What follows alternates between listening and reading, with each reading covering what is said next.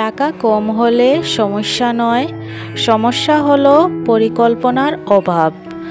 যদি আপনি বুদ্ধি ও ধৈর্য নিয়ে এগিয়ে যান, তবে 20,000 টাকাতেও জীবন সুন্দরভাবে সাজানো যায়। গুড মর্নিং এভরিওয়ান, কেমন আছেন সবাই? আশা করি ভালো আছেন আর সুস্থ আছেন। আমিও না বেশ ভালো আছি। আজকের আমার নতুন একটি ভিডিওতে সবাইকে ওয়েলকাম করছি। আই হোপ ভিডিওটি আপনাদের খুব ভালো লাগবে। ভিডিওটি শেষ পর্যায় পর্যন্ত পাশে থাকার অনুরোধ থাকলো। এখন ঘড়িতে বাজে সকাল 8টা, আর এখন থেকে আজকের ভিডিওটি শুরু করলাম। আশা করি আপনাদের অনেক ভালো লাগবে। ঘুম থেকে উঠেই আগে জানলা দরজা পর্দাগুলো সরিয়ে দিলাম, যাতে বাইরের বাতাস ঘরে ঢুকে। খুব সুন্দর রৌদ্র উঠেছে, এই দেখুন, আপনারা দেখতে পাচ্ছেন।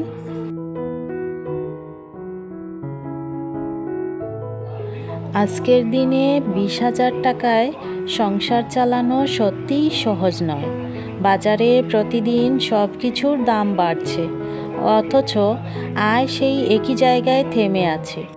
ফলে সংসার চালানো ও কিছুটা সঞ্চয় করা দুটোই চ্যালেঞ্জ হয়ে দাঁড়ায়।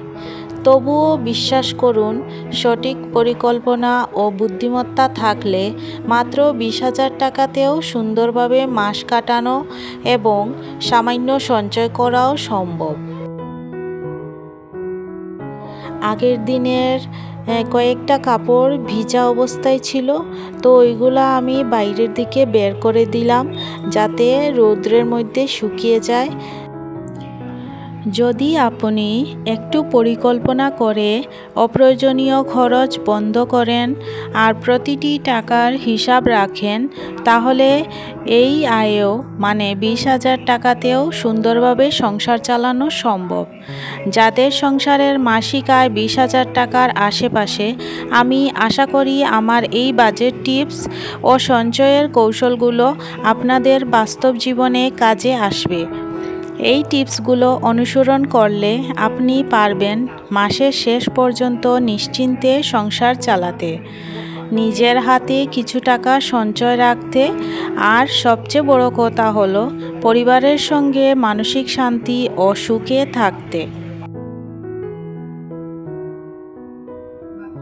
মনে রাখবেন, টাকা কম হলেও সমস্যা নয়, সমস্যা হলো পরিকল্পনার অভাব। যদি আপনি বুদ্ধি ও ধৈর্য নিয়ে এগিয়ে যান, তবে 20,000 টাকাতেও সংসার সুন্দরভাবে সাজানো যায়। চলুন ধাপে ধাপে দেখি কিভাবে পরিকল্পনা করলে 20,000 টাকায় সংসার সুন্দরভাবে চালানো এবং কিছুটা সঞ্চয় করা সম্ভব।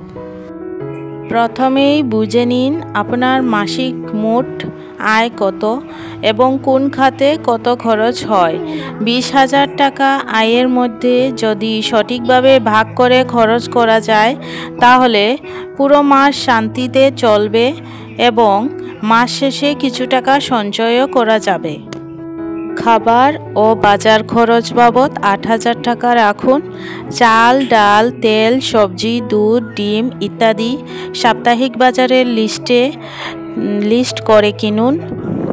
বাড়ি ভাড়া যদি 4,000 টাকা হয়, আর যদি নিজস্ব বাড়ি থাকে, এই টাকা সঞ্চয়ে রাখুন।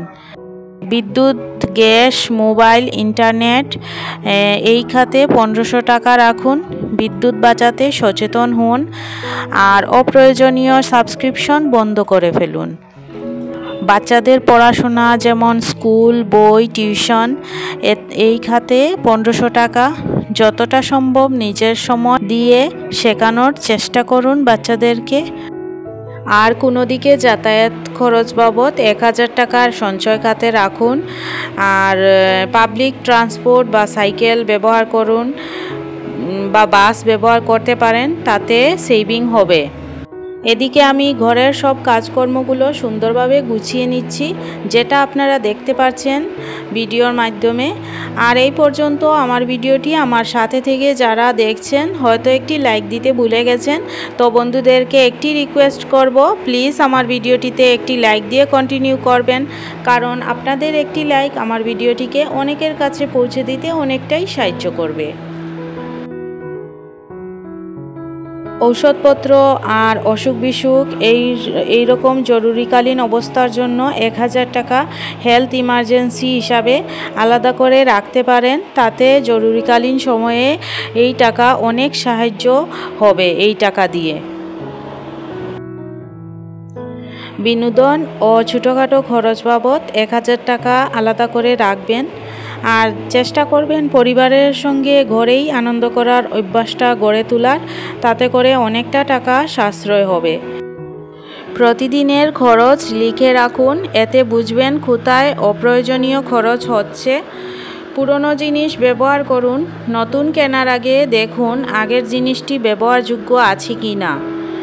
বাইরে খাওয়া কমান, সপ্তাহে একদিন ঘরেই বিশেষ কিছু রান্না করে পরিবার নিয়ে উপভোগ করুন। বিদ্যুৎ ও গ্যাস বাঁচান, অপ্রয়োজনীয় ফ্যান, লাইট ও চুলা বন্ধ করে রাখুন। সঞ্চয়কে অভ্যাসে পরিণত করুন, মাসের শুরুতেই নির্দিষ্ট টাকা সঞ্চয়ের জন্য আলাদা রাখুন।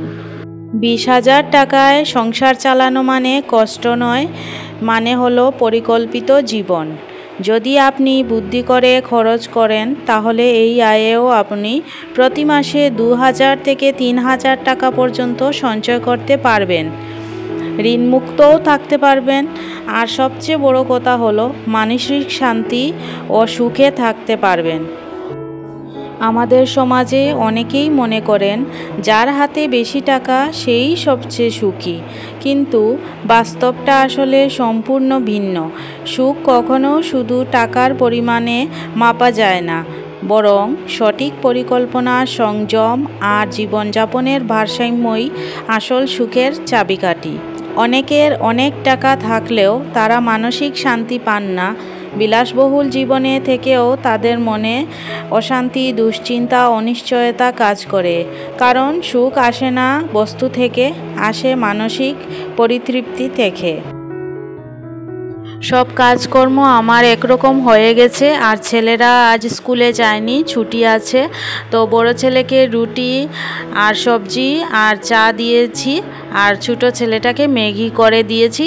তো ওরা দুজন বসে খাচ্ছে, আর আমি চলে আসলাম দুপুরের রান্নাবান্না করতে। তো আজকে আমি সয়াবিন দিয়ে আলু দিয়ে একটা ভাজা করছি, আর টমেটো ভর্তা করব। টমেটোটা আমি কাঁচা ভর্তা বানাবো, মানে কাঁচা এমনি কেটে, পেঁয়াজ কেটে, কাঁচামরিচ দিয়ে এমনি বানাবো লবণ দিয়ে, যেটাকে স্যালাডও বলতে পারেন। আর আমি লাউ দিয়ে মাছের একটা তরকারি বানিয়েছি, যেটা অফ ক্যামেরায় বানিয়েছি, আপনাদের সাথে শেয়ার করতে পারলাম না। সুখ মানে সব কিছু থাকা নয়, বরং যা আছে তাতে তৃপ্ত থাকা এবং সেটাকে সঠিকভাবে ব্যবহার করা। পরিবারের সাথে সময় কাটানো, মানসিক শান্তি, নিজের কাজে আনন্দ পাওয়া, এইগুলোই আসল সুখের উপাদান। টাকা বেশি থাকলেই সুখ নয়, সঠিক পরিকল্পনা, সংযম এবং কৃতজ্ঞতাই সুখের আসল চাবিকাঠি। যে মানুষ জানে তার সীমিত আয়কে কিভাবে সুন্দরভাবে পরিচালনা করতে হয়, সেই মানুষই আসলে সত্যিকারের ধনী ও সুখী। নতুন বন্ধুরা যারা আমার চ্যানেলটি ভিজিট করছেন আর আমার ভিডিওগুলি দেখছেন, যদি আমার ভিডিওগুলি আপনাদের ভালো লাগে তাহলে চ্যানেলটি সাবস্ক্রাইব করে আমার পাশে থাকতে পারেন। আর পুরনো বন্ধুদেরকে জানাই অসংখ্য অসংখ্য ধন্যবাদ এভাবে আমার পাশে থাকার জন্য, আমাকে সাপোর্ট করার জন্য। আমি অবশ্যই আপনাদের পাশে আছি। আপনাদের সাথে অনেক কিছুই শেয়ার করে ফেললাম। তো আজকের মতো এখানেই শেষ করছি বন্ধুরা। দেখা হবে নতুন কোনো একটি ভিডিও নিয়ে। ততক্ষণের জন্য ভালো থাকবেন, সুস্থ থাকবেন। ধন্যবাদ।